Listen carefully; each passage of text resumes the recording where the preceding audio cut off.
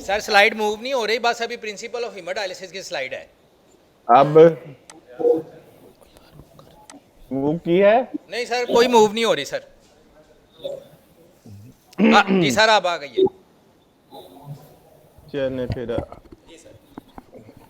ये कर्सर मिल रहा है जी सर, हिल रहा है। आपको इधर? गुलाम पास आपकी स्लाइड ठीक है? जी अच्छा आ रही है। आवाज आ रही? जी सर बिल्कुल आवाज भी आ रही चलिए फिर आज I am going to talk about principles of dialysis. ठीक है। और उसके बाद talk about the modalities of extracorporeal dialysis जो है, और कंपोनेंट्स ऑफ हीमोडायलिसिस। ठीक है। तो प्रिंसिपल्स ऑफ डायलिसिस क्या थे, किस किस को याद है? So it was diffusion, ultrafiltration, osmosis, and then it was convection, I think. Convection है। हीमोडायलिसिस में जब ब्लड से जो एक्स्ट्रा कॉर्पोरियल में एक चीज और ऐड हो जाती है, दैट इज द एड्सॉर्प्शन। और ये principle of adsorption is used in hemoperfusion. जो इसमें नहीं दिया गया वो हीमोपरफ्यूजन में कर देता हूं यहाँ पे। हीमोपरफ्यूजन। ठीक है। तो किडनी फंक्शंस, एक्सक्रीटरी फंक्शन है मोस्ट इंपॉर्टेंट, जो excretion of the waste products. Regulatory functions हैं जिसमें regulation of fluid, electrolyte, acid base और ब्लड प्रेशर। हार्मोनल फंक्शन है जिसमें रेनिन प्रोडक्शन है, रिथ्रोपोइटिन प्रोडक्शन है, activation of vitamin D to 125 hydroxy vitamin D3, और इसके अलावा और बहुत सारी हार्मोन सिक्रीट होती हैं जैसे प्रोस्टाग्लैंडिन्स वगैरह। उसके बाद आ जाती है मेटाबॉलिक फंक्शन है। और इसमें आप लोगों को जो सरप्राइज होगी कि ग्लूकोनियोजेनेसिस, लिवर के बाद the second most important organ जिसमें ग्लूकोनियोजेनेसिस होती है, दैट इज द किडनी। दोनों तरफ ग्लूकोजेनेसिस भी और ग्लूकोजेनेलाइसिस भी। माइनो एसिड मेटाबॉलिज्म भी होती है। फिर डिटॉक्सिफिकेशन है ड्रग्स की, जैसे इंसुलिन की, या और बहुत सारी ड्रग्स है which are metabolised by the kidney. और इन सारी फंक्शन में से जो किडनी की फंक्शन डायलिसिस से रिप्लेस होती हैं वो एक्सीटरी है, रेगुलेटरी है और फ्लूइड बैलेंस है। ठीक है। Does not do anything to hormonal और मेटाबॉलिक फंक्शन। तो basic principles of dialysis, dialysis के प्रिंसिपल्स वही हैं जो पेरिटोनियल डायलिसिस में हमने डिस्कस किए थे, कि डिफ्यूजन और कन्वेक्शन और एड्सॉर्प्शन जो है, that is for the solute removal. ठीक है। और इससे रिलेटेड टर्म्स हैं clearance, dialysance, net flux, KOA, will talk about those. और principles related to water removal, ultra filtration और ऑस्मोसिस हैं। और इसके बारे में TMP, अल्ट्रा फिल्ट्रेशन कोएफिशिएंट और KUF के बारे में will discuss. What is diffusion? बता दें मुझे।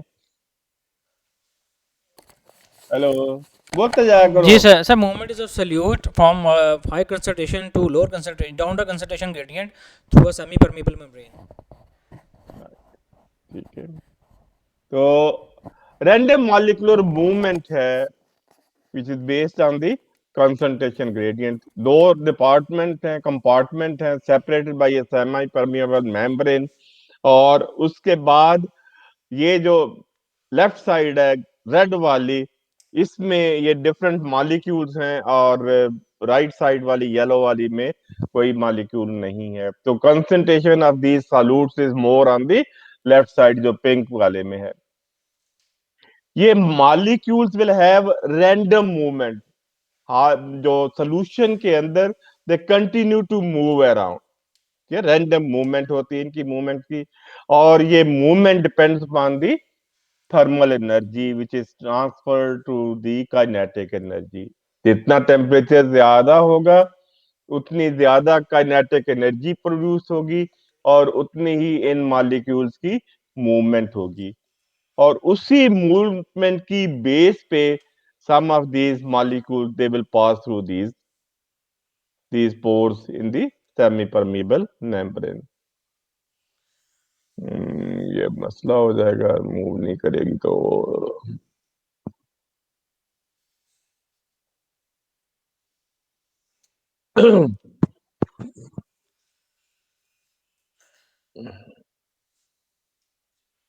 ठीक है। तो ये मॉलिक्यूल्स जो हैं आपके लेफ्ट साइड से राइट साइड मूव कर गए through the semi permanent membrane and that is the diffusion. और डिफ्यूजन के लिए एक चीज और है कि इस मूवमेंट को रेजिस्टेंस कहां से मिलती है। पेरिटोनियल डायलिसिस में we talked about the diffusive resistance जो है वो कहां से थी। डिफ्यूजन पाथ क्या था पेरिटोनियल डायलिसिस में।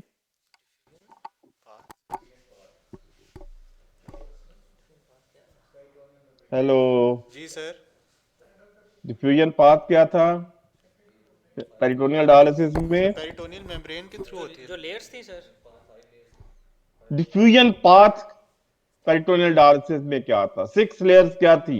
6 लेयर्स। हाँ सर, एक थी थिन लेयर ऑफ फ्लूइड था सर, एक फिर thin layer of blood inside, जैसे endothelial layer, endothelial layer, then basement membrane, interstitium, अच्छा then the layer of the mesothelium in the peritoneal cavity, and then the mesothelium, rim of the fluid inside the mesothelium. Good. और यहां भी जो diffusion होगी haemodialysis में वहां भी diffusive resistance जो है ये ब्लड साइड पे ये एक लेयर ऑफ ब्लड है, थिन फिल्म है उसी तरह, और ये आपकी मेम्ब्रेन है और उसके साथ एक थिन लेयर इस तरफ सॉल्यूशन की। ये तीन चीजें मिलके डिफ्यूजिव रेजिस्टेंस क्रिएट करती हैं। ठीक है? तो इन 3 पैसेज इनमें से पास करके निकलेगा।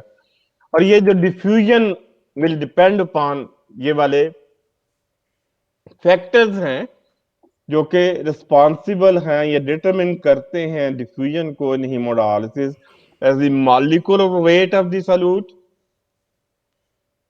पोर size, number and distribution of the pores, membrane की थिकनेस और उसकी डिफ्यूजिव रेजिस्टेंस क्या है, टेम्परेचर डायलिसेट का क्या है और मेम्ब्रेन का सरफेस एरिया कितना है। ठीक है। ये वाले जो रेड वाले हैं लार्जर साइज के मॉलिक्यूलर वेट है ये पास नहीं हो सकेंगे। पोर साइज अगर छोटा है तो छोटे मॉलिक्यूल ही पास करेंगे, बड़े मॉलिक्यूल्स पास नहीं करेंगे। ठीक है। और डिस्ट्रीब्यूशन ऑफ दी पोर जो है वो क्या है कि अगर ये सोल्यूशन यहाँ पे पोर्स हैं मगर यहाँ सोल्यूशन नहीं है तो वहां पे डिफ्यूजन नहीं होगी। अगर यहाँ ये ब्लड है और इधर डायलिसेट नहीं है तो उधर भी डिफ्यूजन नहीं होगी। यहाँ ब्लड है डायलिसेट नहीं है वहां भी डिफ्यूजन नहीं होगी। तो पोर्स वही होंगे जहां दोनों साइड पे दोनों सोल्यूशन होंगे। नंबर ऑब्वियसली कि जितने ज्यादा पोर्स होंगे उतनी ज्यादा डिफ्यूजन हो सकेगी। टेम्परेचर का भी आपको मैंने बताया कि जितनी टेम्परेचर अगर हाई होगा तो इन मॉलिक्यूल्स की रैंडम मूवमेंट ज्यादा होगी और ज्यादा चांस होगा to pass through the membrane. और मेम्ब्रेन एरिया जो है ऑब्वियसली जितना ज्यादा मेम्ब्रेन एरिया होगा वो उतना ज्यादा डिफ्यूजन होगी। ये जो पहले फैक्टर है मॉलिक्यूलर वेट से लेके डिफ्यूजिव रेजिस्टेंस तक ये के ओ को डिटरमिन करते हैं which is a constant which determines the permeability of the membrane। कि मेम्ब्रेन की परमेबिलिटी कितनी है उसके लिए ये कांस्टेंट जो है वो that depends upon these factors, जिसमें ये मॉलिक्यूलर वेट, पोर साइज, नंबर, डिस्ट्रीब्यूशन, मेम्ब्रेन की थिकनेस और इसकी डिफ्यूजिव रेजिस्टेंस जो है वो डिटरमिन करेगी व्हाट इज कॉल्ड एज ये परमेबिलिटी जो कोएफिशिएंट है व्हिच इज डिनोटेड एज के ओ। और उसके बाद मेम्ब्रेन सरफेस एरिया ए के ओ ए इज इडालाइजर की, जो के ओ ए जो है उसकी कितनी डिफ्यूजन कर सकता है डिफरेंट सॉल्यूट्स की, तो दैट इज दी के ओ ए। तो which depends upon these factors.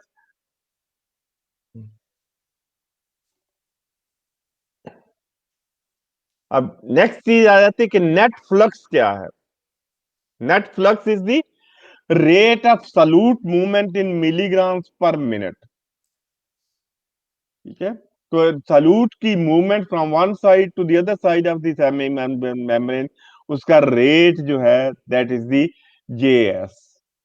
JS जो है it is the net flux के, नेट फ्लक्स कितना हुआ सॉल्यूट का, that is determined by this formula J S is equal to K O ए, जो अभी हमने डिस्कस किया है, इनटू कंसंट्रेशन ग्रेडियंट।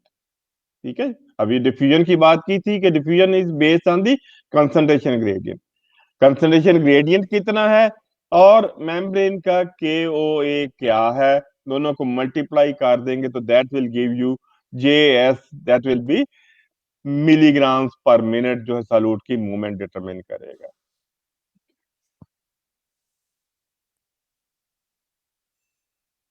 अल्ट्राफिल्ट्रेशन में क्या होगा कि सॉल्यूट की कंसंट्रेशन इस लेफ्ट साइड पे, पिंक साइड पे ज्यादा है, और ये वाला सॉल्यूशन इस साइड पे है, इसमें ऑस्मोलैरिटी ज्यादा है। अगर ऑस्मोटिक प्रेशर ग्रेडियंट है, दो तरह से ये अल्ट्राफिल्ट्रेशन होगी। यहाँ पे अगर हम यहाँ प्रेशर अप्लाई कर दें, इस जगह से प्रेशर अप्लाई करें तो क्या होगा, जिस तरह सिरिंज भरी हुई है और उसके पिस्टन को आप दबा देते हो तो जो कुछ भी फ्लूइड सिरिंज से होगा बाहर आ जाएगा।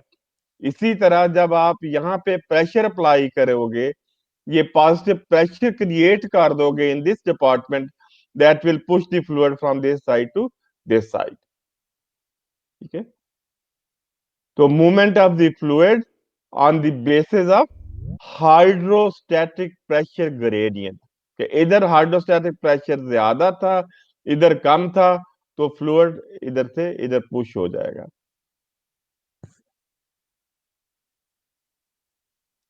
दूसरा काम क्या हो सकता है कि इधर हमने पॉजिटिव प्रेशर अप्लाई किया था तो उससे हाइड्रोस्टैटिक प्रेशर ग्रेडियंट क्रिएट किया, या हमने इस साइड पे, राइट वाली साइड पे नेगेटिव प्रेशर क्रिएट किया। यहाँ पे इस कंपार्टमेंट में नेगेटिव प्रेशर क्रिएट करोगे तो that will suck the fluid from this side to this side. The fluid will also move from left to right if negative pressure is created on this side. तो ultra filtration pressure gradient आप दो तरह से create कर सकते हो, by applying the positive pressure on the blood side या by creating the negative pressure on the dialysate side. ठीक है, इस दोनों के कॉम्बिनेशन को, ये मेरी सारी स्लाइड गलत होगी स्लाइड शो ना होने की वजह से, दोनों के कॉम्बिनेशन को ट्रांस मेम्ब्रेन प्रेशर कहते हैं। Transmembrane pressure is hydrostatic pressure जो पॉजिटिव है on the in the a compartment plus the negative pressure वो ऑन द राइट साइड या बी साइड, बी कंपार्टमेंट में। तो दोनों मिला के जो प्रेशर क्रिएट करेंगे that will be transmembrane pressure, क्योंकि transmembrane pressure will be combination of positive pressure in the A compartment plus the negative pressure in the B compartment। ठीक है, अब आप अल्ट्रा फिल्ट्रेशन प्रेशर की बात करते हो ज्यादातर फ्लूइड निकालने के लिए जब हीमोडायलिसिस में, तो what is ultra filtration pressure, that is the, जिस तरह कैपिलरी में क्या होता है, फ्लूइड बाहर कैसे आता है, स्टार्लिंग प्रिंसिपल क्या है, स्टार्लिंग इक्वेशन क्या है। जैसे स्टार्लिंग फोर्सेस होती हैं सर जो फेवर करती हैं फ्लूइड को फ्रॉम कैपिलरी टू इंटरस्टिशियम, उसमें एक कैपिलरी हाइड्रोस्टैटिक प्रेशर, और जो which causes the movement of fluid from the capillary towards the interstitium, और सेकेंडली जो इंटरस्टिशियम का अनकोटिक प्रेशर ये भी फेवर करता है from movement from capillary to interstitium. जो उनको अपोज राइट करता है वो प्लाज्मा अनकोटिक प्रेशर है, और hydrostatic pressure of the interstitium ये अपोज करता है। राइट। अब यहाँ पे जो डायलिसिस में क्या हो रहा है, जो ऑनकार्टिक प्रेशर है प्रोटीन की वजह से इन दी ब्लड, वो अपोज करेगा अल्ट्राफिल्ट्रेशन को। जो अल्ट्राफिल्ट्रेशन होनी है due to hydrostatic pressure gradient, that will be oppose by the oncotic pressure. ठीक है, तो इसलिए ultrafiltration pressure will be transmembrane pressure minus the oncotic pressure. जो नॉर्मल प्रोटीन लेवल पे oncotic pressure is considered about 25 millimetre of mercury. तो जितना transmembrane pressure आप रखते हो, ठीक है, आजकल की मशीनों में तो ये मशीन खुद कर देती है। जो पुराने जमाने की मशीनें होती थी उसमें पॉजिटिव प्रेशर अलहदा कैलकुलेट करते थे, नेगेटिव प्रेशर अलहदा कैलकुलेट करते थे, वो उससे ट्रांसमेम्ब्रेन प्रेशर कैलकुलेट करते थे, और -25 करके जो जो अल्ट्राफिल्ट्रेशन प्रेशर निकालते थे, कैलकुलेट करते थे। ठीक है, तो अब आपके लिए आसानी हो गई, ये सारा काम मशीन खुद कर देती है। तो अल्ट्राफिल्ट्रेशन के लिए जो अल्ट्राफिल्ट्रेशन कोएफिशिएंट है कि कितनी अल्ट्राफिल्ट्रेशन का रेट क्या होगा, ठीक है, कि hydraulic permeability of the membrane कितनी है, तो वो आपके पास आ जाएगी कि भी मेम्ब्रेन की प्रॉपर्टी जो उसकी हाइड्रोलिक परमेबिलिटी कितनी है, multiply by ultrafiltration pressure, that will give you KUF। अगर आप डायलाइजर की डेटा शीट निकाल के देखोगे तो उसमें ये दो टर्म्स आपको वहां मिलेंगी, KOA और KUF। KOA is the for solute clearance, और KUF is the for ultrafiltration. KOA के लिए जो फैक्टर्स डिटरमिन करते थे वो हमने डिस्कस किए हैं। अब अल्ट्राफिल्ट्रेशन कोएफिशिएंट जो है KUF जो है वो will be determined by the hydraulic permeability, और आप कितना प्रेशर अप्लाई कर रहे हो, हाइड्रोस्टैटिक प्रेशर कितना ग्रेडियंट उसका क्रिएट करते हो। Hydraulic permeability will depend upon the surface area कितनी है, और number and size of the pores कितना है। ठीक है, सॉल्यूट के लिए नंबर इज मोर इंपॉर्टेंट, कि जितने ज्यादा नंबर होंगे उतना सॉल्यूट मूव कर सकेगा। वाटर के लिए पोर का साइज भी इंपॉर्टेंट है, कि जितना बड़ा साइज होगा पोर का उतना ज्यादा वाटर मूव कर सकेगा।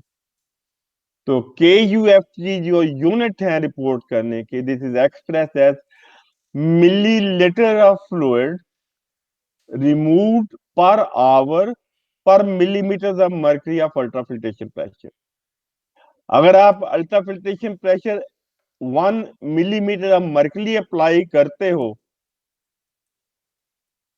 तो कितना फ्लूइड जो है 1 घंटे में रिमूव होगा, that will be the ultrafiltration coefficient या KUF। ठीक है, आपके पास ये डायलाइजर की प्रॉपर्टी में ये लिखा होगा कि इसकी मेम्ब्रेन की परमेबिलिटी इतनी है, और अगर आप इतना प्रेशर अप्लाई करोगे तो पर मिलीमीटर ऑफ मर्करी इतना फ्लूइड रिमूव करोगे। आपके पास डायलाइजर कौन से इस्तेमाल कर रहे हो, कौन सा डायलाइजर इस्तेमाल कर रहे हो, डायलिसिस रूम में जाते हो? जी सर। जी, कौन सा डायलाइजर इस्तेमाल हो रहा है? सर हमारे पास FX10। नीचे डायलिसिस रूम में फोन करे उन्हें के सर- एक वो जो सर बॉक्स में से निप्रो के यूज़ हो रहे हैं, एक में 2.1 है और एक का सरफेस चले एरिया बेटे, 1.9 वाले। जो भी यूज हो रहा है ना, किसी को भेज दें या फोन कर दें डायलिसिस रूम में, जो डायलाइजर की डेटा शीट है ना उसके डब्बे में से वो भेज दें ऊपर आपके पास, ओके सर, मंगवा लेते हैं अभी। किसी को या फोन कर दें वहां सर अभी मंगवा लेते हैं। तो ये अल्ट्राफिल्ट्रेशन के लिए KUF यूज होता है कि कितनी अल्ट्राफिल्ट्रेशन वो कर सकता है, और सॉल्यूट रिमूवल के लिए KOA की टर्म्स यूज होती है कि कितना सॉल्यूट रिमूव हो सकता है by the dialyser. Next is the osmosis. Osmosis क्या थी? So osmosis is basically a movement of water from the low solute concentration to high solute concentration. हाँ भाई, अगर आप इस चीज को दूसरी तरह देखो कि जिस तरह वाटर की कंसंट्रेशन ज्यादा है, जी सर, जिधर सॉल्यूट कम होंगे उधर वाटर ज्यादा होगा ना। जी सर, जी सर। तो वो भी वाटर जिधर ज्यादा है वहां से उसने कम वाटर की तरफ मूव करना है, या बेहतर यही है कि जो आपने कहा है वो भी आप यूज कर सकते हो टर्म। अब ये दो, अगर राइट साइड पे कंसंट्रेशन ज्यादा, ऑस्मोलैरिटी ज्यादा है इधर सॉल्यूट की, ठीक है, या आप इसको दूसरी तरह देख लो,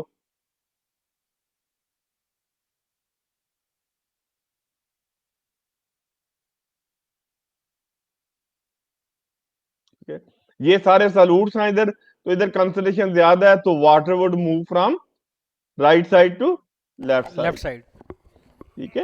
हाँ, और अगर आपके पास इधर वाली राइट साइड वाली ऑस्मोलैरिटी, अगर डाली सेट वाले फ्लूइड की ऑस्मोलैरिटी ज्यादा है ब्लड की ऑस्मोलैरिटी से, तो blood will move from the blood to the dialysate, side. ठीक हो गया। नेक्स्ट जो प्रिंसिपल था वो था कन्वेक्शन। कन्वेक्शन क्या है? कन्वेक्शन या solute drag, sir movement of solutes along with the water ठीक है, ड्यूरिंग। जब भी वाटर की मूवमेंट होगी तो उसके साथ सॉल्यूट भी जो डिजॉल्व मूव करेंगे, ठीक है। तो इधर से अगर वाटर इधर जा रहा है तो इसके अंदर जो सॉल्यूट्स हैं वो भी इधर आ जाएंगे। इधर से इधर कौन से सॉल्यूट जाएंगे और कौन से नहीं जाएंगे? सर इसके साथ हाई मॉलिक्यूलर वेट वाले सोल्यूट्स जो हैं वो रिमूवल होता है यूजुअली। नहीं, डिपेंड करेगा कि मॉलिक्यूलर वेट साइज उसका कितना है सॉल्यूट का, ठीक है, और पोर का साइज कितना है। वो मॉलिक्यूल जिनका साइज पोर साइज से बड़ा है वो तो मूव नहीं कर सकेंगे, ठीक है, और ये स्मॉल मॉलिक्यूल्स हैं ये वाले, ये मूव मूव कर जाएंगे, ठीक है। तो इस चीज को क्या टर्म क्या यूज होती है इस चीज के लिए? Solvent drag sir. नहीं, सॉल्यूट ड्रैग किस, कौन से सॉल्यूट का ड्रैग होगा और कौन से सॉल्यूट का नहीं होगा, जिन सॉल्यूट का ड्रैग होगा तो कितना ड्रैग होगा, इसके लिए टर्म्स क्या थी हमने डिस्कस किया था पेरिटोनियल डायलिसिस में।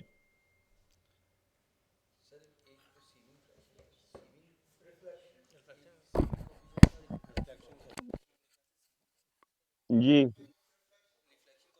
याद नहीं? सर दो था ना, एक सेविंग था और एक रिफ्लेक्शन कोएफिशिएंट था। रिफ्लेक्शन कोएफिशिएंट किस चीज के लिए हम यूज होता था? Sir ability to held back in the same compartment does not allow to move to other compartment. Right, उसकी वजह से ऑस्मोटिक ग्रेडियंट जो है वो मेंटेन रहता मेंटेन था रहता जो है। डालिसेट में, जी सर। और उसकी वजह से फिर आपकी ऑस्मोसिस हो जाती थी। और सीविंग कोएफिशिएंट क्या था? एबिलिटी अपनी जो सॉल्यूट जो है वो पास थ्रू द मेम्ब्रेन, कितना सॉल्यूट पास हो सकेगा, कौन से सॉल्यूट नहीं पास कर सकेगा। अब इसे वापस आते हैं सॉल्यूट के लिए कि सॉल्यूट कितना पास हो सकेगा और कितना विल बी हेल्ड बैक। ये वाले मॉलिक्यूल जो हैं ये वाले ये पास नहीं हो सकेंगे, तो concentration on this side over concentration in this side, that will be sieving coefficient. अगर इधर 0 है और इधर 1 है तो सीविंग कोएफिशिएंट क्या होगा इन मॉलिक्यूल्स का, रेड वालों का? वन ही होगा। हम्म, 0.1 वन होगा 0 ओवर 1, 0.1 0 ओवर 1,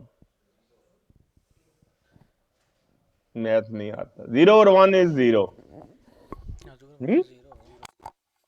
और अगर इधर 1 है इधर 0.5 है कि इधर वाले आधे मूव कर गए हैं, ये वाले इधर कंसंट्रेशन 0.5 हो गई, इधर 1 हो गई, इधर 50 हो गई, इधर 100 थी। सीविंग कोएफिशिएंट क्या हुआ इन मॉलिक्यूल्स का, जो छोटे छोटे जो नजर आ रहा है, इधर कंसंट्रेशन की 50 थी, इधर 100 थी, 0.5। 0.5 थी। तो क्लियर हो गया कि सीमिंग कोएफिशिएंट क्या बला है। जी सर। चले, ये तो देना स्टैटिक सॉल्यूशन। अब मूविंग सॉल्यूशन में क्या होता है, चूंकि हमारे डायलाइजर में, डायलिसिस में ब्लड भी मूव कर रहा है और डायलिसिस फ्लूइड भी मूव कर रहा है, तो उसमें थोड़ी सी ये डायनामिक्स जो है डिफरेंट हो जाती है। लेट्स सी, किडनी और डायलाइजर का, किडनी में क्या होता है, ब्लड जाता है और उसमें से जो सॉल्यूट्स जो हैं, वेस्ट प्रोडक्ट्स जो रिमूव होने हैं, वो यूरिन में से निकल जाते हैं और क्लीनर ब्लड जो है वापस पेशेंट को चला जाता है। डायलाइजर में क्या हो रहा है, एक तरफ से ब्लड आ रहा है और डायलाइजर के डालिसर कंपार्टमेंट से ब्लड डालिसेट गुजर रहा है, तो ब्लड से डालिसेट में वो वेस्ट प्रोडक्ट्स जो हैं वो डालिसेट में चले गए और क्लीनर ब्लड वापस पेशेंट को चला गया। ठीक है, तो प्रिंसिपल जो किडनी वाला है वो थोड़ा सा यहाँ अप्लाई होता है, और इसको किडनी में थोड़ा सा डिफरेंट ये आ जाता है कि इसमें बहुत कुछ फिल्टर हो जाता है। 180 लीटर इज फिल्टर्ड, और कितना सोडियम और पोटेशियम और सारा कुछ फिल्टर हो जाता है, और फिर बॉडी को जिन सॉल्यूट्स की जरूरत होती है दे आर रीअब्सॉर्ब्ड। ठीक है, और वेस्ट सिर्फ वही होते हैं जो कि एक्सीड करने होते हैं।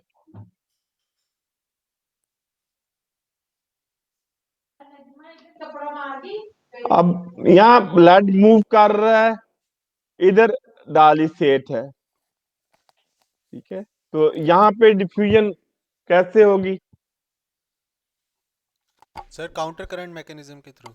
नहीं, काउंटर करंट मैकेनिज्म तो यहाँ नहीं ना, मतलब मैं ये कह रहा हूँ कि इधर से ब्लड मूव कर रहा है, इधर से डालिसेट मूव कर रहा है इधर में, सर डिफ्यूजन के थ्रू। तो यहाँ पे डिफ्यूजन होगी, यस सर। मगर कंसंट्रेशन ग्रेडियंट जो है डिफरेंट हो जाएगा, क्योंकि यहाँ पे इधर से ब्लड अंदर दाखिल हुआ है तो इधर कंसंट्रेशन ज्यादा होगी। ठीक है, डायलाइजर के वीनस एंड तक जाते जाते कंसंट्रेशन कम हो जाएगी।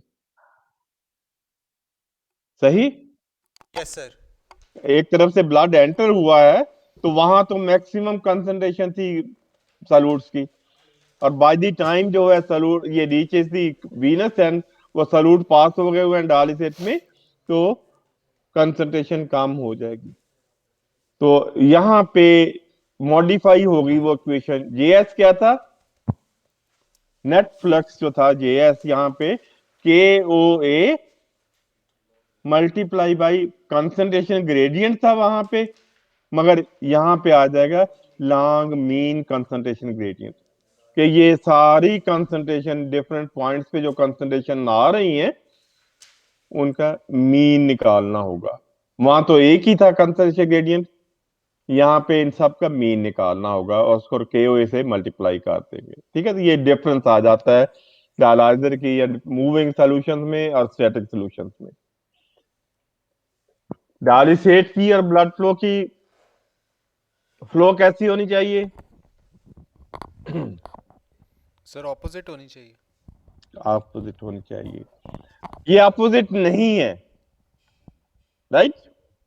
इधर से ब्लड आया, ये डायलिसेट आया जिसमें कोई भी सॉल्यूट नहीं था, मगर यहाँ मैक्सिमम कंसंट्रेशन ग्रेडियंट था, तो ये सॉल्यूट इधर से इधर मूव कर गए और यहाँ तक पहुंचते पहुंचते दोनों तरफ कंसंट्रेशन ग्रेडियंट इक्वल हो गया, और ये बाकी लेंथ ऑफ द फाइबर जो है वो इस्तेमाल नहीं हुई, क्योंकि यहाँ पे डिफ्यूजिव फोर्स थी जो कंसंट्रेशन ग्रेडियंट खत्म हो गया था। तो इसलिए काउंटर करंट मेथड जो है यूज होता है कि डायलिसेट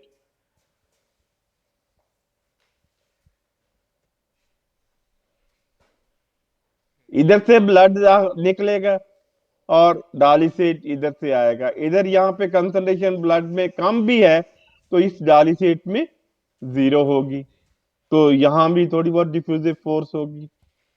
तो इस तरीके से पूरी लेंथ ऑफ फाइबर में से डिफ्यूजन हो जाएगी अगर आपने काउंटर करंट मेथड यूज किया है।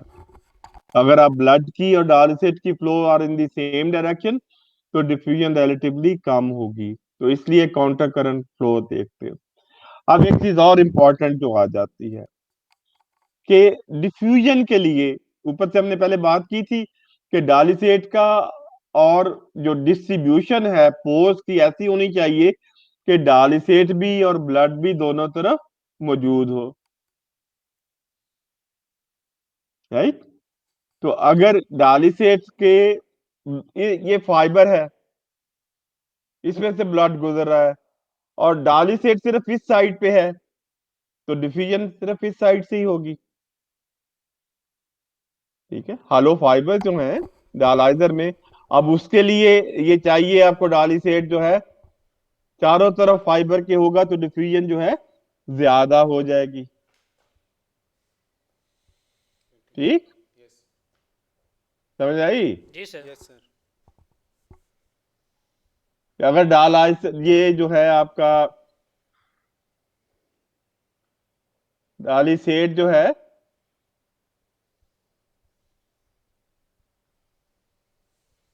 डालिसेट चारों तरफ है फाइबर के, तो डिफ्यूजन चारों तरफ से होगी। जी सर। तो उसके लिए ये जरूरी है कि अगर आप एडिक्वेट डिफ्यूजन चाहते हो तो रेशियो जो डालिसेट फ्लो का ब्लड फ्लो से 2 to 2.5 टाइम्स होना चाहिए, ठीक है। अगर आपका डालिसेट फ्लो का रेशियो ये नहीं है तो पूरे फाइबर के गिर्द डालिसेट फ्लो नहीं होगा, जिससे डिफ्यूजन कम हो जाएगी। तो dialysate flow rate should be 2 to 2.5 time 2.5 times then the blood flow. अगर आपकी ब्लड फ्लो 100 है तो डालिसेट फ्लो 200 to 250 चाहिए। अगर आपकी ब्लड फ्लो 300 है तो डालिसेट फ्लो कम से कम 600 चाहिए। वो क्यों, बता दोगे मुझे। कंसंट्रेशन ग्रेडियंट ताकि मेंटेन रहे।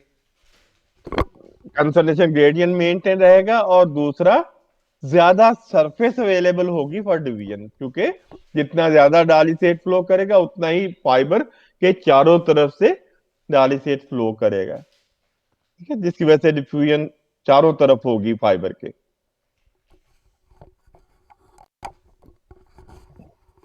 अगर डालिसेट का फ्लो रेट कम है तो क्या होगा, डिफ्यूजन भी सर कम होगा। डिफ्यूजन कम हो जाएगी।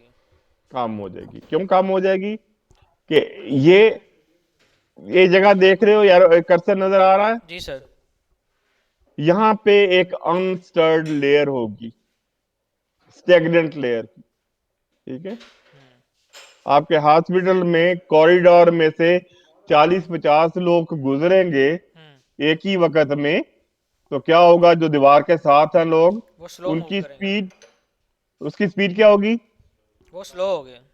स्लो होंगे, सेंटर वाले तेजी से गुजर जाएंगे। इसी तरीके से अगर डायलिसिस का फ्लो रेट या ब्लड का फ्लो रेट जितना कम होगा उतनी ज्यादा ये एक स्टैग्नेंट लेयर जो है या अनस्टर्ड लेयर जो है दोनों तरफ बनेगी, जिसकी वजह से डिफ्यूजिव रेजिस्टेंस ज्यादा हो जाएगी, ठीक है। तो ये अब आपको क्लियर होना चाहिए, बैकग्राउंड आपको ये पता तो है कि ब्लड फ्लो ज्यादा होनी चाहिए। तो ब्लड फ्लो कैसे इफेक्ट करती है, एक तो कंसंट्रेशन ग्रेडियंट मेंटेन रखती है और दूसरा ये इफेक्ट भी हो जाता है कि ये अनस्टेड लेयर जो है डालिसेट की या ब्लड की वो कम बनती है जितनी ज्यादा स्पीड होगी। ये आपका अगर फास्ट था डालिसेट तो ये डिफ्यूजन पाथ बनेगा, अगर डालिसेट की फ्लो रेट स्लो था तो ये डिफ्यूजन पाथ ज्यादा हो जाएगा, उससे आपकी डिफ्यूजन कम हो जाएगी।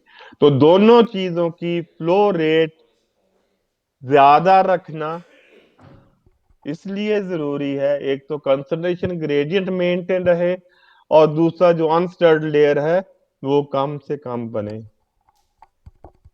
अब फाइबर किस किस्म के इस्तेमाल कर रहे हो आप,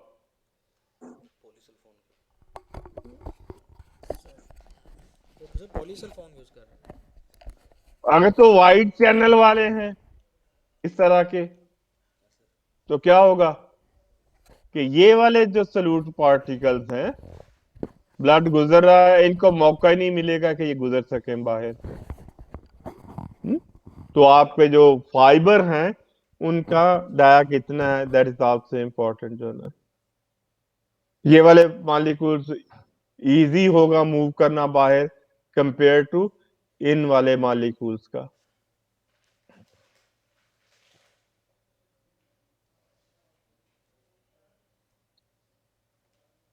अब आपकी ब्लड फ्लो लिमिटेड, ठीक है। अगर आपकी ब्लड फ्लो बहुत ज्यादा है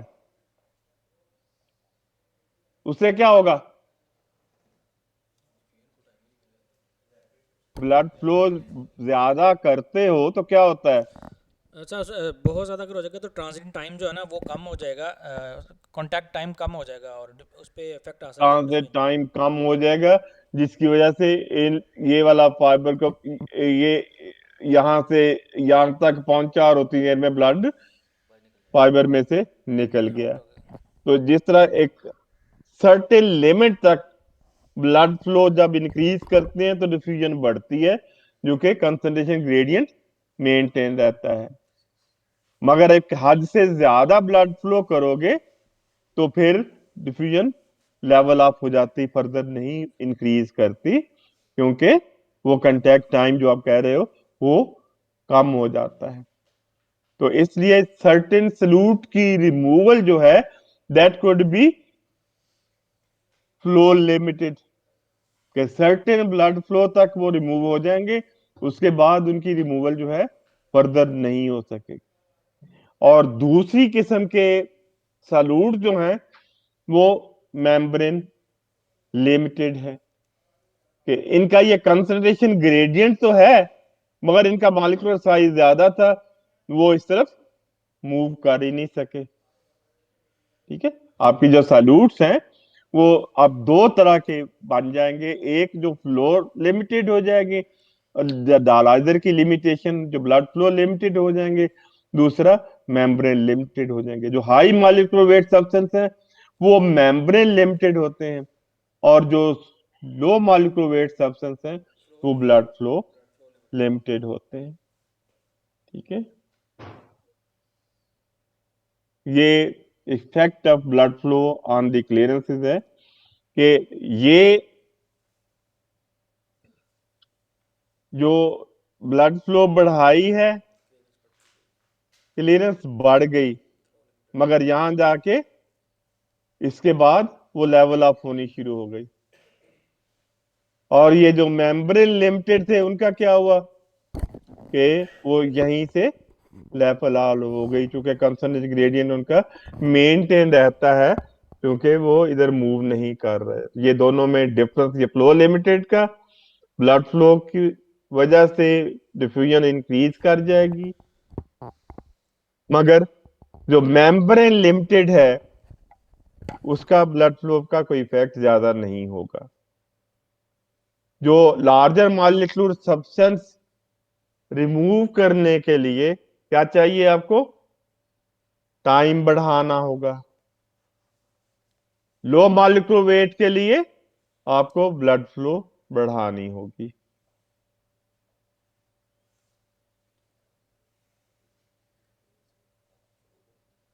चलो, अब आपकी जो टर्म्स है आ गया पेपर का, नहीं आया अभी, डाटा शीट आई।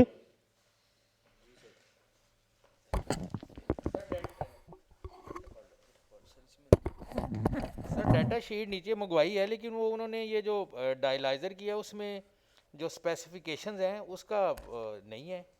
क्या नहीं है, डायलाइज़र मंगवाया उसमें तो सिर्फ वो एक सरफेस एरिया और प्लस जो टीएमपी की स्पेसिफिकेशन है वो। नहीं एनालाइजर नहीं, इनके साथ ब्रोशर आता है या डाटा शीट पेपर होता है जो बॉक्स के अंदर होता है, एक ही पेपर, जी सर। एक पूरे बॉक्स में एक ही पेपर होता है जिसमें एनालाइजर की स्पेसिफिकेशन भी और उसकी डाटा शीट होती है कि उसका केओ कितना है, केयूएफ कितना है, बी12 क्लियरेंस कितनी है।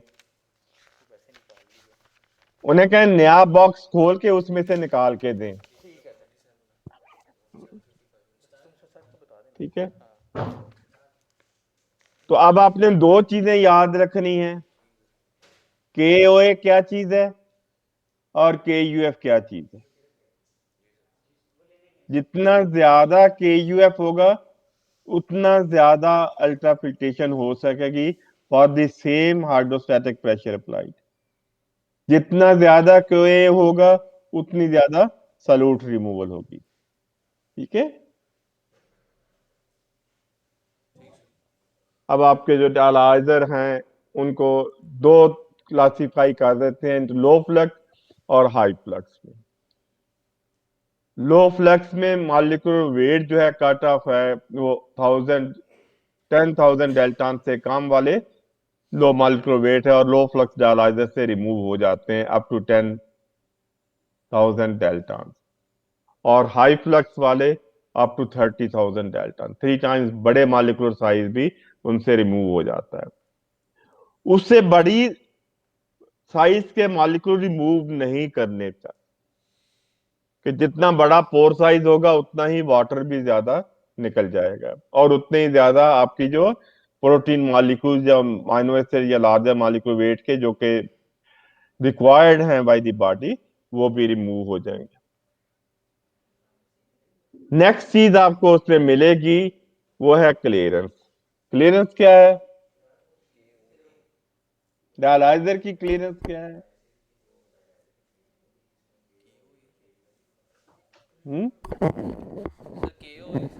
Virtual volume of plasma cleared of a substance.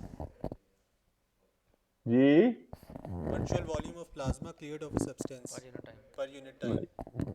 कि जो डायलाइजर है उसी सॉल्यूट से प्लाज्मा का कितना वॉल्यूम क्लियर करते हैं।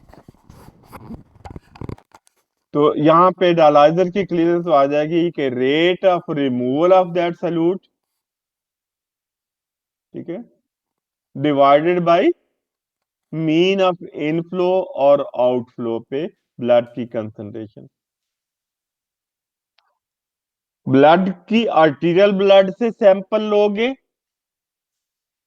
सपोज कर लिए कि 100 मिलीग्राम था यूरिया की कंसंट्रेशन आर्टीरियल लाइन में से, और वीनस लाइन में से सैंपल लिया तो वहां 10 मिलीग्राम पर डेसीलीटर यूरिया की कंसंट्रेशन। तो कितना यूरिया रिमूव हुआ? हेलो, सर 90 होगा हैं? सर। 100 थी ना इनफ्लो आर्टीरियल में और 10 थी वीनस एंड पे। हाँ जी, तो तो कितना सर रिमूव हो गया?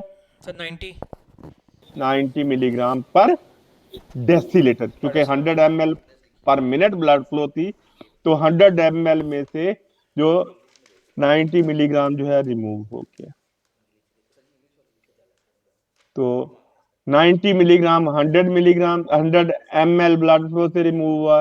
अगर आपकी ब्लड फ्लो 300 ml थी तो फिर कितना रिमूव हो जाएगा? 270। 270 मिलीग्राम, ठीक है। तो 270 या 370 या 170 जो भी इतनी इस हिसाब से आपने कैलकुलेट कर लिया, तो उसको आप डिवाइड कर दोगे। जो क्लियरेंस के लिए जो फार्मूला आप यू वी और पी यूज करते हो, ठीक है, यहां पे पी जो है आपका वो मीन होगा आर्टीरियल ब्लड का वो और वीनस ब्लड का। और यहाँ एक नहीं यूज करना, दोनों का मीन यूज करना है, तो आप कैलकुलेट कर लोगे।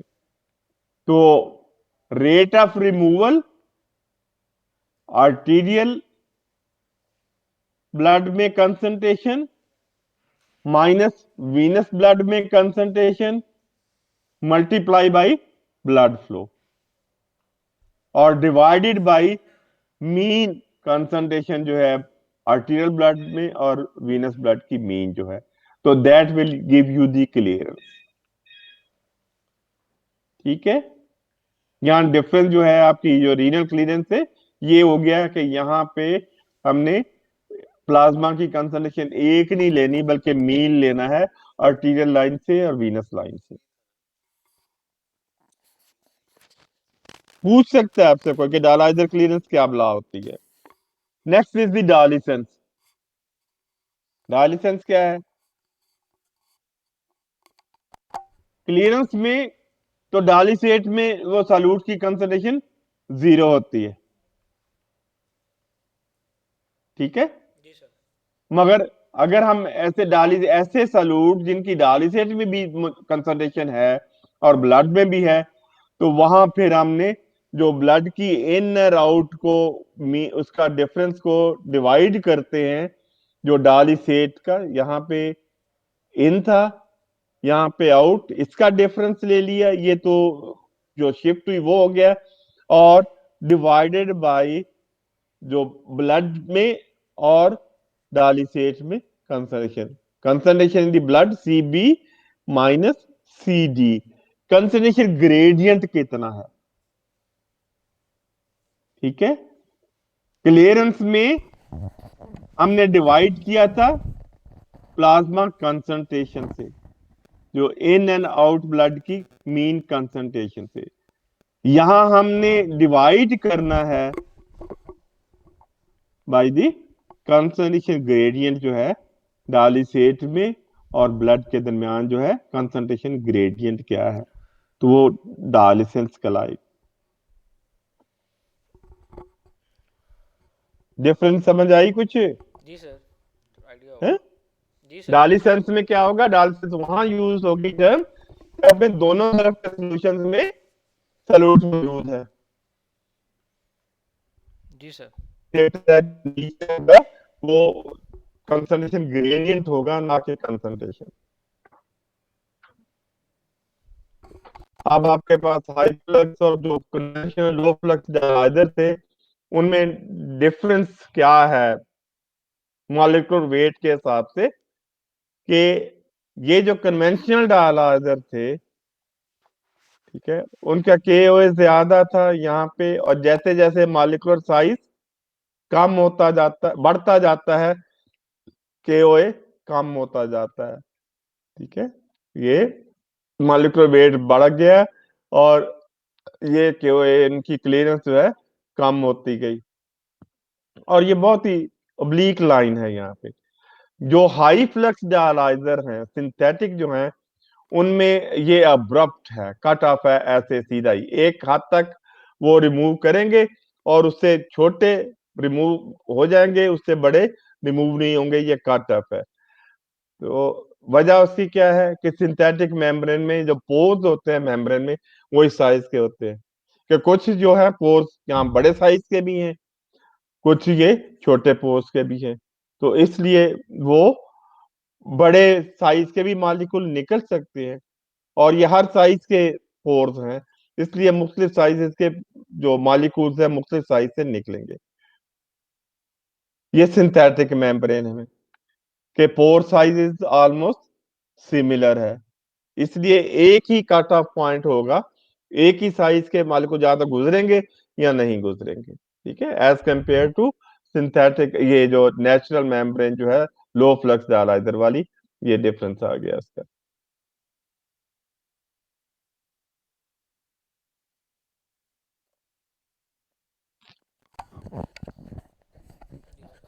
सर वो शीट आ गई है डायलिसिस की, ये ना हाँ डायलाइजर की जी, शीट है पढ़े सर। पढ़े उसमें यहाँ लिखा होगा कहीं KOA और KUF।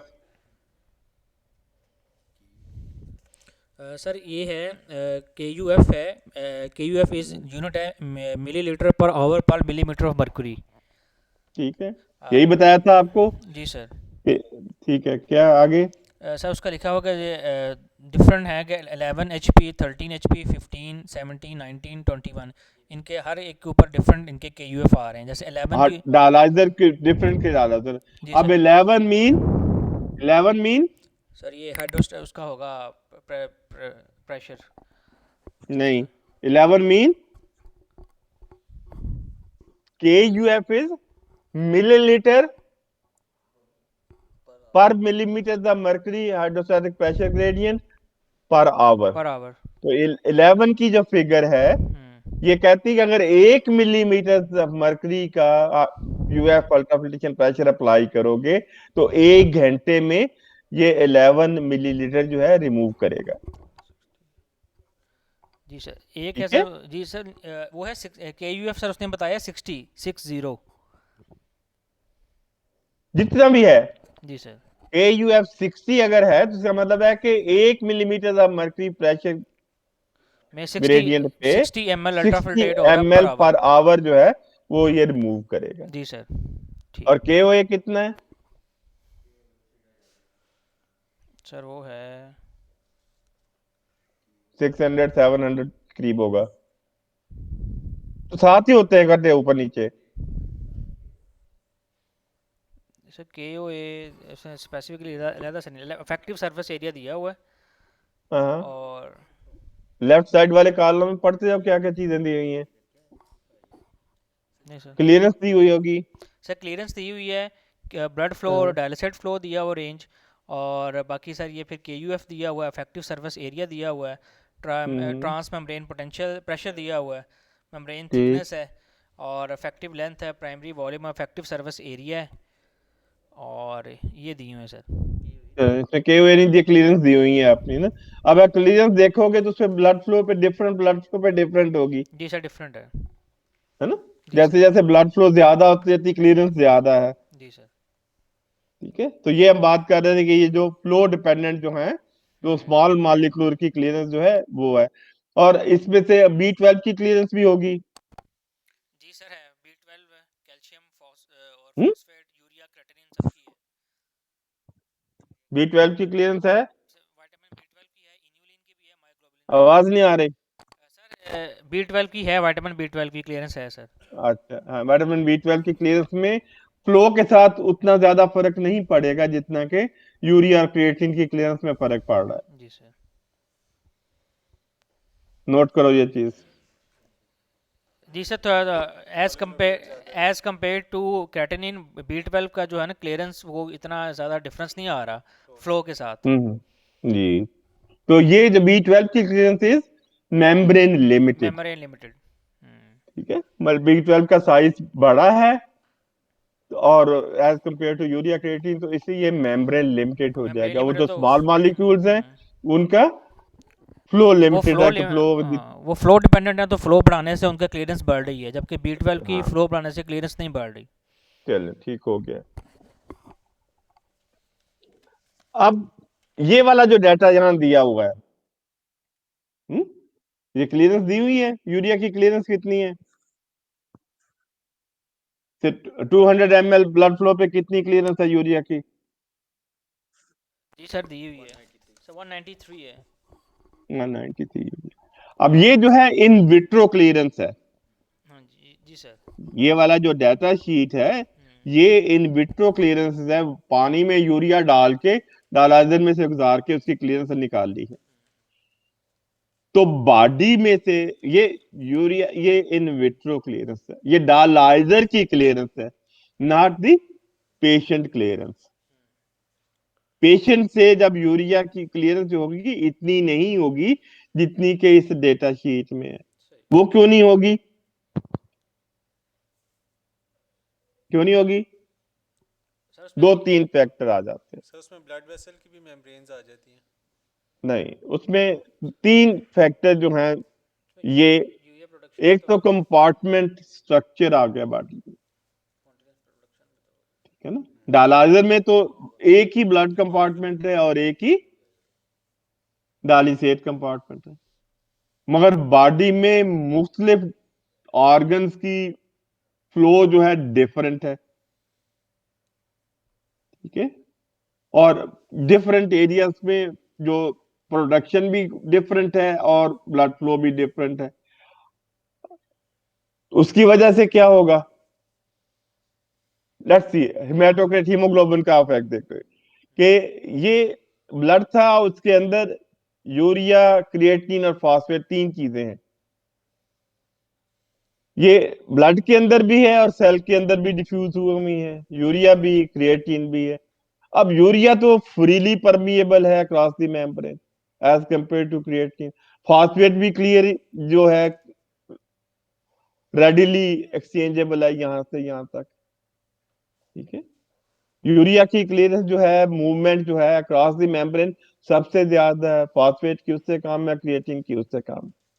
अब आप डालिसेट में डायलाइजर में से तो ये रिमूव कर रहे हो, क्लियर हो गया, मगर ब्लड में से जब वापस जाएगा तो वो जो है डिफरेंट ऑर्गन्स उनमें से डिफ्यूज होके दोबारा ब्लड में आ जाएगा। ठीक है ना, जो सेल के अंदर था यूरिया या क्रिएटिनिन वो सेल से बाहर आने शुरू हो जाएगा, तो उससे फिर ब्लड की कंसंट्रेशन फिर बढ़ जाएगी।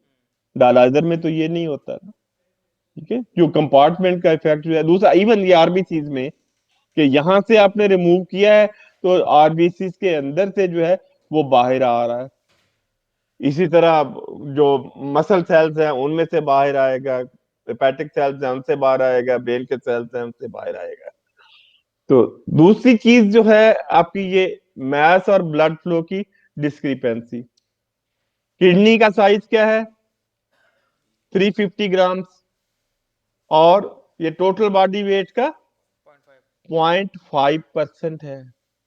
ऐसे ही है, 350 ओवर 70 ग्राम किलोग्राम, ये 0.5% बनता है। मगर इस 0.5% मास के लिए, साइज के लिए, कार्डिक आउटपुट का 22% जा रहा है इस किडनी को। ऑन द अदर हैंड जो मसल मास जो है 30 किलोग्राम के नजदीक है, 43% ऑफ द बॉडी वेट, उसको सिर्फ 15% ब्लड जा रहा है।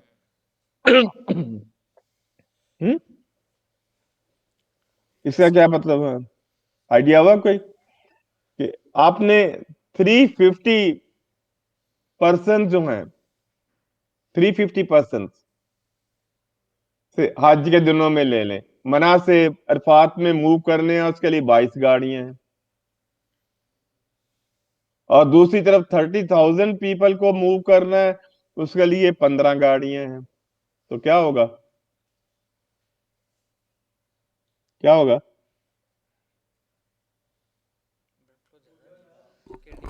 सर कोई उसमें फर्क पड़ेगा? सर उसमें ब्लड फ्लो ज़्यादा आ रहा है किडनी में ब्लड फ्लो बहुत ज्यादा बहुत है, ज़्यादा है। और उसका वेट जो है बहुत थोड़ा सा है। जी सर। तो उसके सेल्स के अंदर जितना भी यूरिया वगैरह था वो तो फौरन निकल जाएगा सर। वॉश आउट हो जाएगा। जी सर। ठीक है ना, जो सेल के अंदर से ब्लड के अंदर आ जाएगा। ये जो ज्यादा मास है और ब्लड फ्लो कम है, वहां लॉन्गर टाइम लगेगा जो सेल के अंदर से बाहर आने में। जी सर। ठीक है, आइडिया समझ आया आपको जी सर। Yes sir. कि जितना ज्यादा मैस होगा, वेट होगा, जितने ज्यादा सेल होंगे और जितनी कम ब्लड फ्लो होगी, उतना ही ज्यादा टाइम लगेगा वो जो सेल के अंदर से बाहर आके रिमूव होने में। ब्लड फ्लो कम जा रहा है तो वो जो ब्लड वहां जा रहा है उसका कंसंट्रेट ग्रेडियंट फौरन कम हो जाएगा, और जिसकी वजह से मजीद सेल के अंदर से बाहर नहीं आ सकेगा। Right sir. इसी तरह ये ना कि अगर आपने डायलिसिस फ्लो अगर 10 मिलीलीटर रखी है और ब्लड के अंदर कंसंट्रेशन 300 है, तो फिर कितना यूरिया रिमूव होगा? कम रिमूव होगा। कम होगा। तो यहाँ पे मसल मास ज्यादा है या दूसरे ऑर्गन ज्यादा है, उनका वेट ज्यादा है, मगर रिलेटिवली ब्लड फ्लो बहुत कम है। तो उसकी वजह से जो इक्विलिब्रियम ब्लड के साथ होना है, it will take longer time. तो उस वजह से क्लियरेंस जो है, बॉडी में से क्लियरेंस जो है, as compared to urea clearance या ये क्रिएटिनिन क्लियरेंस यहाँ पे दी हुई है जो इस डेटा शीट में, एक्चुअली उससे कहीं कम कम होती होगी। है पेशेंट से क्लियरेंस जो है। और उसकी रीजन एक के एक तो ये मास और ब्लड फ्लो की डिस्ट्रीब्यूशन जो है वो डिस्क्रिपेंसी है उसमें। दूसरा डिफ्यूजिव कैपेसिटी जो है वो डिफरेंट है डिफरेंट ऑर्गन्स में इन कंपार्टमेंट्स में। डिफरेंट सैल्यूट्स की। और नेक्स्ट जो आपके पास आ जाता है ये ग्राफ, ठीक है, हेमेटोक्रेट का क्या हो रहा है इफेक्ट जो है,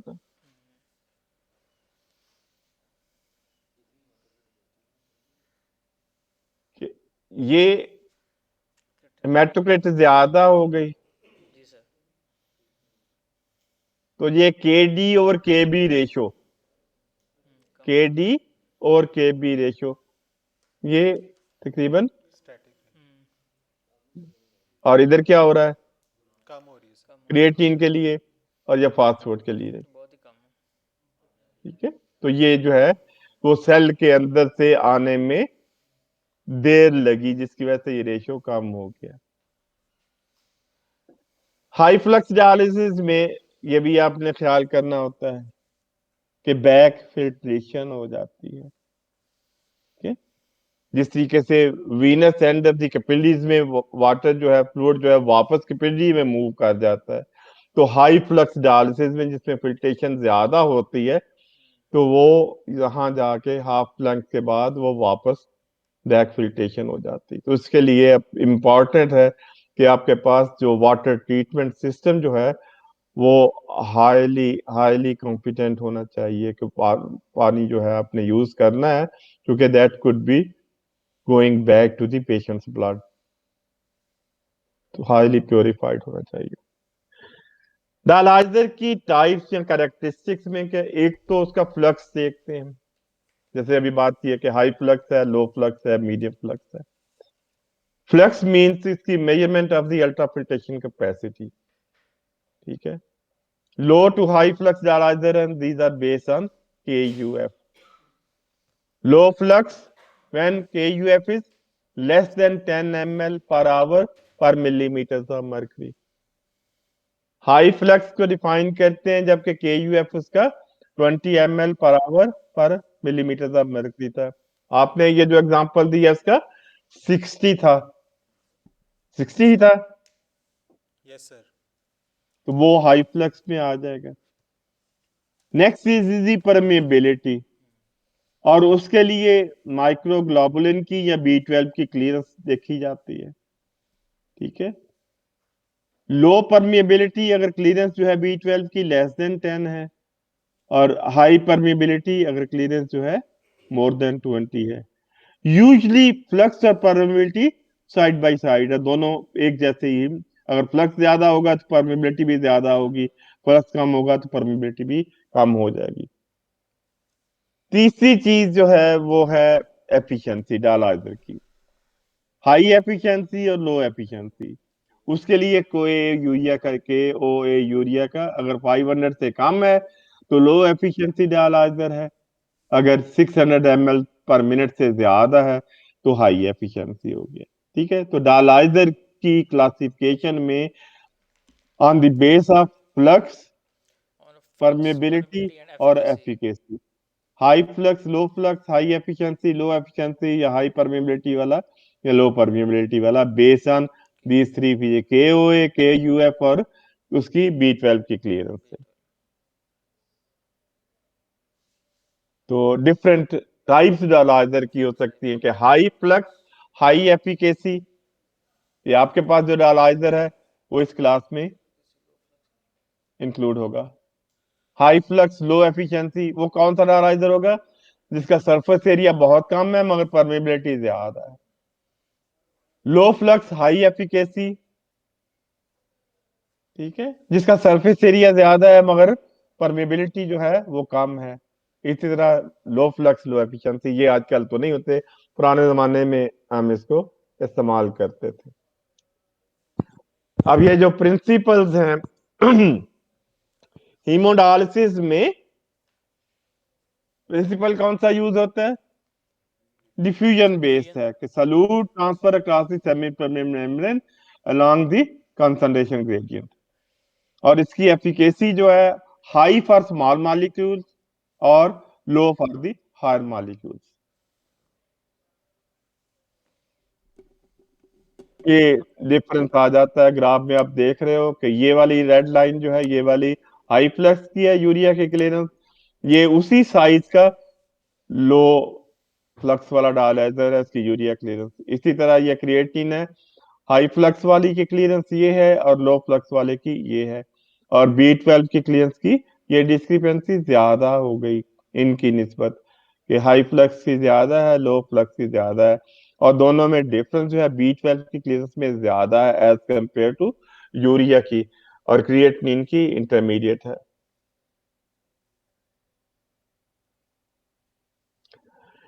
नेक्स्ट टेक्निक थी हीमोफिल्ट्रेशन। हीमोफिल्ट्रेशन क्या होती है, आइडिया?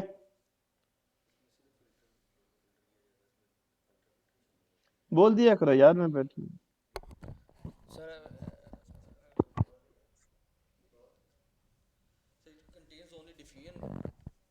आपकी आवाज नहीं आ रही। सर इसमें सिर्फ हम डिफ्यूजन को लेते हैं, अल्ट्राफिल्ट्रेशन वगैरह नहीं करते। हाँ, टोटली अपोजिट हो गया। इसमें यहाँ सर पे इसमें आप सिर्फ अल्ट्राफिल्ट्रेशन करते करते हैं, हो, नो डिफ्यूजन, क्लियरेंस नहीं करते, डिफ्यूजन नहीं करते। No diffusion. ठीक है, ये ब्लड गुजर रहा है इधर, ये मेम्ब्रेन है, और इस तरफ कोई डालिसेट नहीं है। सिर्फ आप अल्ट्राफिल्ट्रेशन करोगे और अल्ट्राफिल्ट्रेशन से जो उस फ्लूइड के अंदर सॉल्वेंट ड्रैग के साथ जो मॉलिक्यूल्स आएंगे सॉल्यूट, वही रिमूव होंगे। ठीक है, अगर आपने यूरिया की कंसंट्रेशन ब्लड में से 100 मिलीग्राम पर डेसीलीटर थी और आपने 10 लीटर अल्ट्राफिल्ट्रेशन की, कितना यूरिया रिमूव हो जाएगा? सर 10 लीटर सर था फ्लो जो पास किया हमने। 10 लीटर अल्ट्राफिल्ट्रेशन की है और ब्लड में यूरिया की कंसंट्रेशन वाज 100 मिलीग्राम पर decilitre. Sir 10,000 milligram, 10,000 milligram, 10,000 milligram sir. कि 100 डेसीलीटर में 1 ग्राम लीटर में, और 10 लीटर में 10 ग्राम या 10,000 मिलीग्राम या 10 ग्राम। ठीक है, अब वो इस फ्लूइड के साथ ही वो भी रिमूव हो जाएगा। इसी तरह जो लार्जर मॉलिक्यूलर सब्सटेंस है रिलेटिवली, वो भी उसी कंसंट्रेशन से जिसमें ब्लड में मौजूद है, उसी कंसंट्रेशन से बाहर आ जाएंगे। तो इसलिए इसमें हायर मॉलिक्यूलर सब्सटेंसेस की क्लियरेंस ज्यादा होगी as compared to low molecular solute की। ठीक है, और इसमें solute removal is convection based. ठीक है, हमने डायलिसिस की, हीमोडायलिसिस की बात की थी, उसमें सॉल्यूट इज डिफ्यूजन बेस्ड, जो सॉल्यूट रिमूवल जो है, यहाँ पे इट इज कन्वेक्शन बेस्ड। जो जितना भी सॉल्यूट रिमूव हो रहा है, that will be on the basis of convection कीजिए। अगर लो मॉलिक्यूलर वेट सब्सटेंस आप ज्यादा रिमूव करना चाहते हो, तो आपको उतनी ही ज्यादा अल्ट्राफिल्ट्रेशन करनी होगी। अगर आप यूरिया की 50% रिड्यूस करना चाहते हो, तो जितना बॉडी फ्लूइड है उसका 50% जो है आप रिमूव करके उतने में जितना यूरिया है वो भी रिमूव कर लो। हीमोडायलिसिस में यूरिया कितना रिमूव करते हो?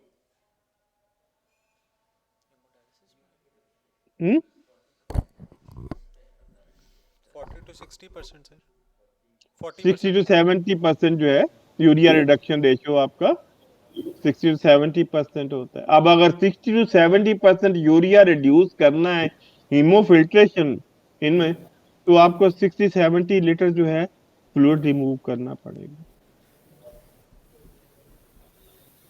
ठीक है, अब इतना फ्लूइड पेशेंट से रिमूव करना तो फिजिबल नहीं, पॉसिबल नहीं है।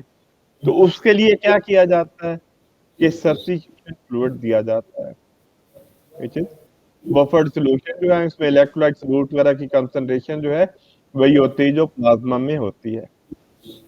तो वो आप फ्लूइड एक रिप्लेस इधर से रिमूव करते जाते हो और उतना ही सॉल्यूशन इधर से रिप्लेस करते जाते हो। वो रिप्लेसमेंट जो है ये प्री डिल्यूशन में होती है, डायलाइजर से या फिर हीमोफिल्टर से पहले होती है या बाद में होती है। ठीक है, और जितना फिल्टर हुआ है माइनस सब्स्टिट्यूशन फ्लूइड जितना प्रोवाइड किया है, तो वो आपका नेट फ्लूइड जितना आपने रिमूव करना है वो नेट रिमूवल हो जाएगी। अगर आपने 10 लीटर रिमूव किया है और 8 लीटर वापस कर दिया है, तो 2 लीटर की अल्ट्रा फिल्ट्रेशन हो गई, और जो आपकी सल्यूट की रिमूवल जितना उस 10 लीटर में मौजूद था। ठीक है, तो हीमोफिल्ट्रेशन इज बेसिकली कन्वेक्शन बेस्ड है। ठीक है, और इसकी इंट्रोडक्शन इसलिए करवाई गई थी कि जी हायर मॉलिक्यूलर वेट सब्सटेंस की ज्यादा रिमूवल हो जाए। ठीक है, और solute removal is convection based, और solute removal is proportion to the plasma concentration. जितनी ज्यादा प्लाज्मा में कंसंट्रेशन होगी उतनी ही रिमूवल ज्यादा होगी, क्योंकि फ्लूइड में उसी कंसंट्रेशन में से रिमूव होगा। और यहाँ ड्राइविंग फोर्स जो है वो अल्ट्राफिल्ट्रेशन के लिए प्रेशर ग्रेडियंट है rather than the concentration gradient जो कि हीमोडायलिसिस में था। यहाँ प्रिंसिपल जो है यूज होता है that is the convective transport है, और वॉल्यूम का सब्स्टिट्यूशन होती है। एफिकेसी जो है हायर मॉलिक्यूल वेट के लिए ज्यादा है, स्मॉलर मॉलिक्यूल के लिए कम है। और कितना सल्यूट रिमूव होगा वो सीविंग कोएफिशिएंट पे डिपेंड करेगा। सीविंग कोएफिशिएंट की बात की है हमने कि which is the solute in the filtrate, solute concentration in the filtrate divided by the solute concentration जो है in the plasma, ये आपका सीविंग कोएफिशिएंट आ जाएगा। अब वो सल्यूट की सीविंग कोएफिशिएंट पे डिपेंड करेगा कि कितना सल्यूट जो है ड्रैग होगा, और उसके लिए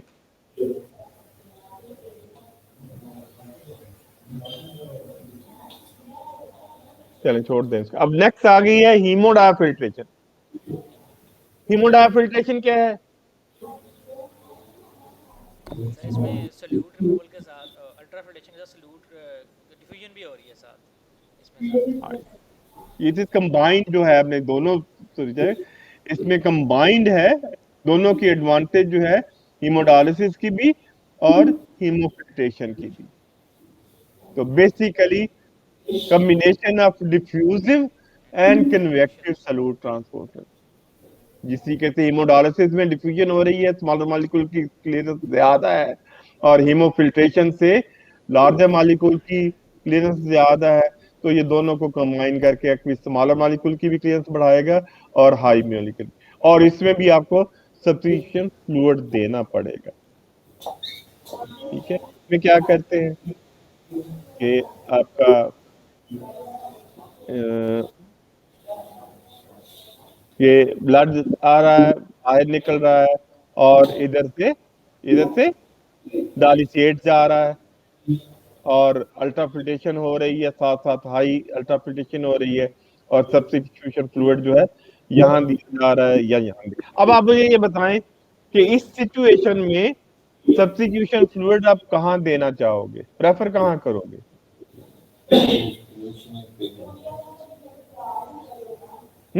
ब्लड में सर। ब्लड में जो फ्लूइड वापस देना है, ये दोनों टेक्निक यूज होती हैं। प्री डाइल्यूशन भी, यहाँ पे जहाँ पे ब्लड दाखिल हो रहा है इसको प्री डाइल्यूशन कहते हैं, ये पोस्ट डाइल्यूशन होता है जहाँ बाद में। कहाँ ऐड करना चाहोगे? सर प्री में ऐड करेंगे।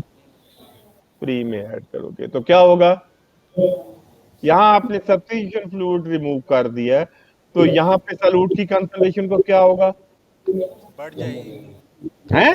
कम हो जाएगी सर। कम हो जाएगी। तो जितना फ्लूइड रिमूव करोगे उसमें उतना ही वो सल्यूट कम रिमूव होगा।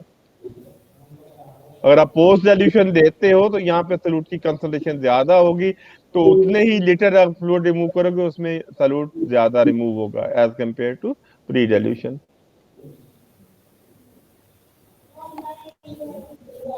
तो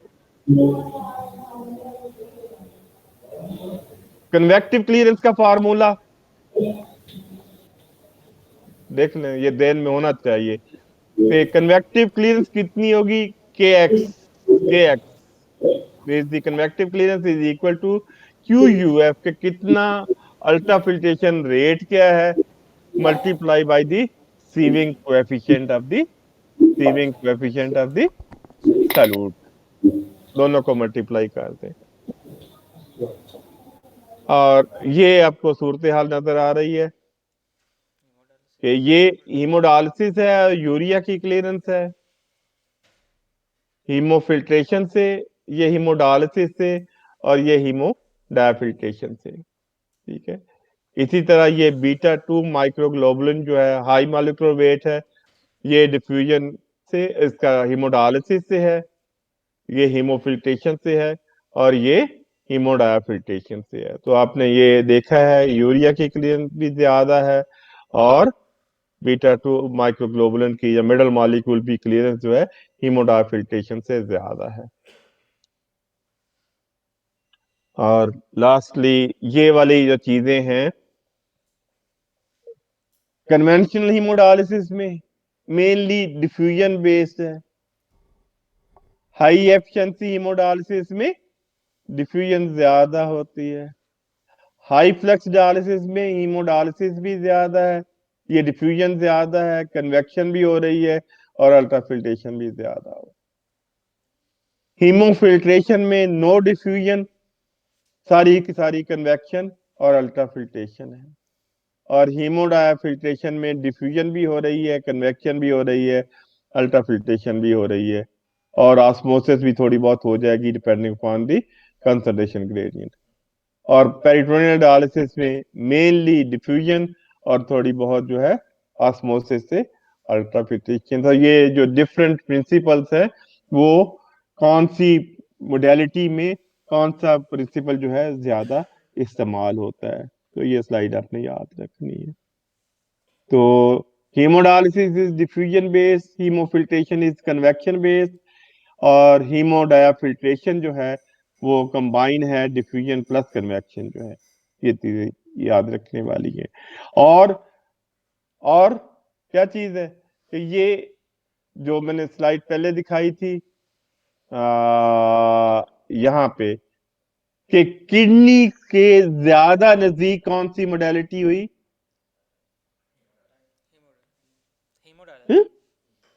हैं? हीमोडायफिल्ट्रेशन के हिसाब से डाल हीमोडायफिल्ट्रेशन जो है ज्यादा क्लोज टू किडनी फंक्शन है, जिसमें हायर मॉलिक्यूलर वेट की भी लोअर मॉलिक्यूलर वेट की भी जो क्लियरेंस है वो ज्यादा है, और डिफरेंस नहीं है। जीएफआर, अब यूरिया की क्लियरेंस कितनी है किडनी से? नॉर्मल किडनी से यूरिया क्लियरेंस कितनी होती है? हेलो, जी सर 25 सर। नॉर्मल किडनी में आपकी यूरिया क्लियरेंस कितनी है? जितने लोग बैठे हुए यहाँ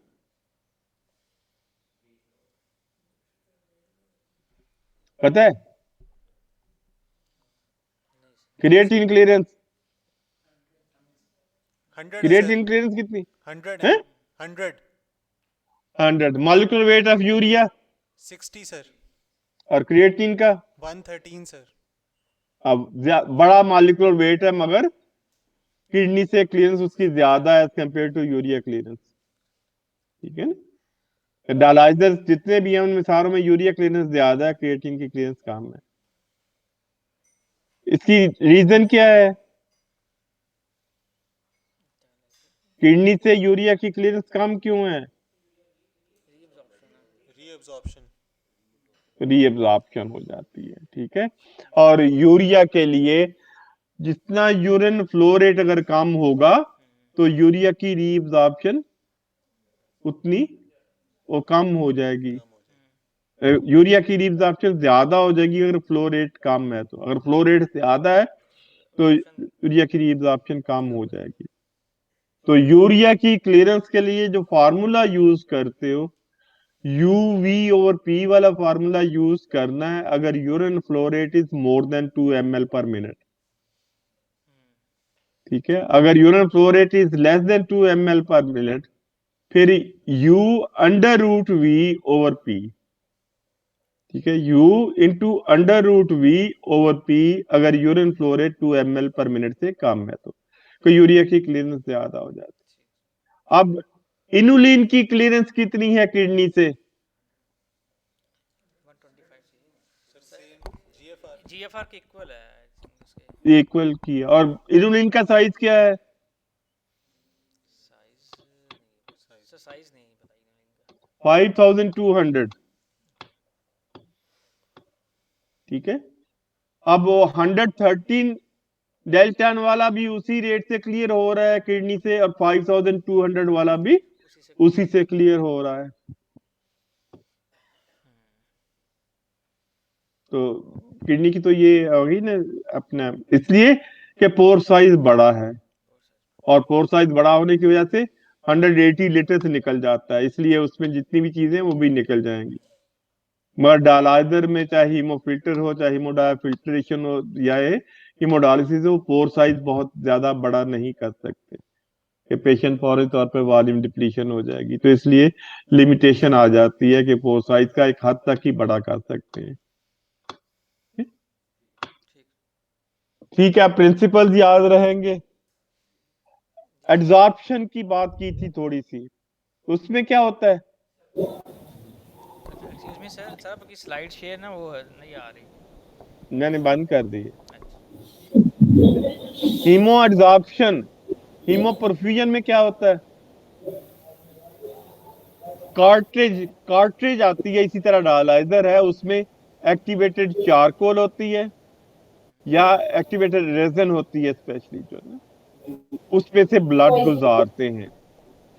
ठीक है, जब ब्लड आप उसमें से गुजारोगे तो जो इवन प्रोटीन बाउंड जो टॉक्सिन्स होंगी वो भी उस चारकोल की सरफेस पे एब्जॉर्ब हो जाएंगी।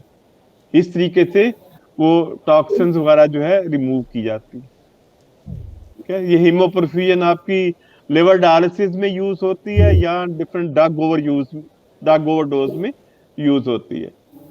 हीमोपरफ्यूजन उसको कहते हैं, which the blood is perfuse over a resin या एक्टिवेटेड चारकोल जो है, एक्टिवेटेड एल्ब्यूमिन कोटेड चारकोल पे से में से गुजारा जाता है, ताकि उसमें से जो टॉक्सिन जो हैं वो उस पे एब्जॉर्ब हो जाएंगी और उसमें से फिर क्लियर ब्लड जो है वो वापस चला जाएगा।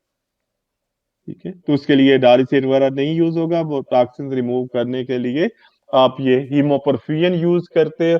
और उसमें principal use is the adsorption, जो है जो सॉल्यूट जो है वो एब्जॉर्ब हो जाएंगे वो रेजन की सरफेस पे या चारकोल वगैरह की। ठीक है, तो आपके पास ये डिफ्यूजन, कन्वेक्शन, अल्ट्राफिल्ट्रेशन, ऑस्मोसिस, जी सर और कौन सी मोडेलिटी में कौन सा प्रिंसिपल जो है वो ज्यादा इन्वॉल्व है, ये पता होना चाहिए आपको। ब्लड फ्लो आपने डायलाइजर में क्यों ज्यादा रखनी है, और डायलिसिस की फ्लो रेट ब्लड फ्लो से ज्यादा क्यों रख, ये भी आपको पता होना चाहिए। कॉन्ट्रकरेंट फ्लो क्यों रखनी है, और अगर कोई पूछ ले कि मोस्ट एफिशिएंट मोडेलिटी क्या है एक्स्ट्रा कार्पोरियल डायलिसिस की, तो वो आपके पास हीमोडायाफिल्ट्रेशन है, ना कि हीमोडायलिसिस या हीमोफिल्ट्रेशन। तो ये चंद चीजें आपने याद रखनी है। नेक्स्ट टाइम क्या करना है? इसी को सर ये इसको केटी ओवर बी डायलिसिस के साथ केटीओवी के नहीं, नेक्स्ट टाइम मैं भी बात करूंगा इसकी। ये डायलाइजर की बात हो गई है, जी सर इसका जो कंपोनेंट क्या थी हीमोडायलिसिस की, प्रिंसिपल्स कर लिए सर हमने कंपोनेंट क्या थी हीमोडायलिसिस की? सर डिफ्यूजन ना, कंपोनेंट ब्लड हीमोडायलिसिस की सर वो ब्लड डायलिसेट कंपार्टमेंट था और ब्लड कंपार्टमेंट था डायलिसेट सर्किट है, उसको बोलते हैं बेटा, डायलिसेट सर्किट है, जी सर ब्लड सर्किट है, जी और इंटरफेस है दोनों की। जो डायलाइजर की हमने बात कर ली आज। फिर इसकी ब्लड सर्किट की, जिसमें वास्कुलर एक्सेस से ब्लड सर्किट की बात करेंगे, और उसके बाद जो है डायलिसेट सर्किट की along with water treatment system. ठीक है सर और उसके बाद फिर ये नेक्स्ट उसके कर लेंगे, ये केटी और वी यू और यूरिया काइनेटिक मॉडलिंग जो है उसकी बात कर लेंगे। ठीक है सर ठीक है, ओके। और कलाम बात इधर को बच्चों ने सवाल तो नहीं पूछना? नहीं sir, No, sir. Thank you, sir.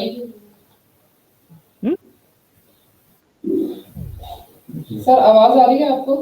आ रही नहीं सर, सर थैंक यू, बस कोई सवाल नहीं है। सर आपने समराइज कर दिया, हमको पता चल गया, फिर मजीद इनको पढ़ाते रहेंगे साथ साथ सर, फिर नेक्स्ट के लिए चलें इनको जी, तैयार करेंगे। ठीक है। जी सर। ऐसी लाइन पे डिस्कस करें जो डायलाइजर में हीमोडायलिसिस में जाते हैं, तो वहां ये बातें जो हैं चेक करने की कोशिश करें, देखें क्या हो रहा है। जी सर। ओके, सर अब आप कर रहे हो जो कुछ भी, सर अब ऑब्जेक्टिव क्या है कि जो कुछ भी आप देख रहे हो कर रहे हो उसका आपको बैकग्राउंड नॉलेज होना चाहिए कि ये ऐसा क्यों हो रहा है। ठीक है?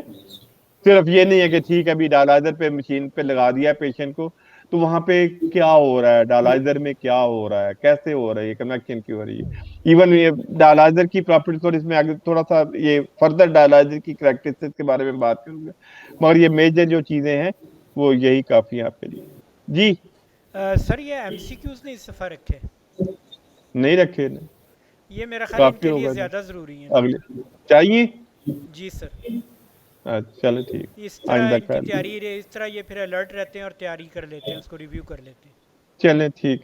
मैंने उसमें है नहीं था कुछ भी ना पिछली दफा वाले। अच्छा अच्छा, ठीक सर, ओके जी, अच्छा सर, थैंक यू। अल्लाह हाफ़िज़। Thank you. अब्बास क्या हाल है? हेलो। ओके।